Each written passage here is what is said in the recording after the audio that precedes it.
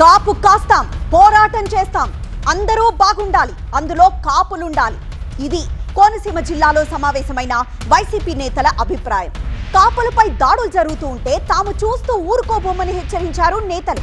కాపుల సంక్షేమం కోసం పనిచేస్తూనే దాడులకు గురవుతున్న కాపులకు భరోసా కల్పిస్తామన్నారు వైసీపీ నేతలు.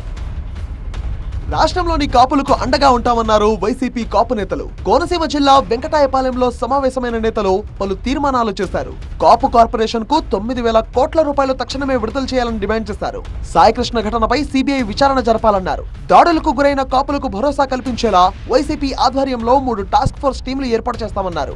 మరోవైపు పవన్ కళ్యాణ్ వ్యాఖ్యలపై వైసీపీ సీనియర్ నేత బొత్స సత్యనారాయణ మండిపడ్డారు. వైసీపీ కాపు నేతలు రౌడీలు అనుకుంటున్నారా అని ఫైర్ అయ్యారు. రౌడీ అనే పదం పవన్ కళ్యాణ్ కే వర్తిస్తుందన్నారు. అధికారంలో ఉన్న వాళ్ళు జాగ్రత్తగా మాట్లాడాలని సూచించారు.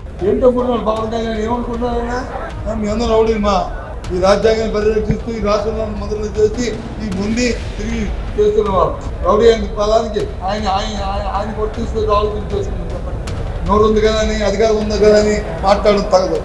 అధికారంలో ఉన్న వాళ్ళు చాలా జాగ్రత్తగా మాట్లాడాలి.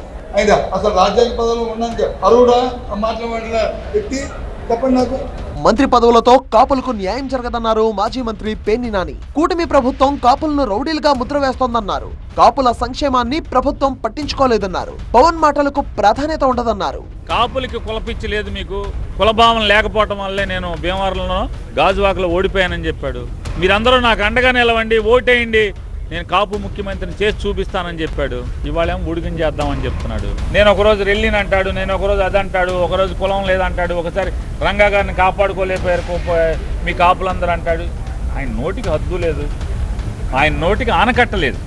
పవన్ కళ్యాణ్ గారి భాషకి నోటికి ఆనకట్టలేదు. ఏది కావాలంటే చంద్రబాబుకి ఏది అవసరమైతే అది మాట్లాడేటువంటి తత్వం ఉన్నటువంటి మనిషి ఆయన.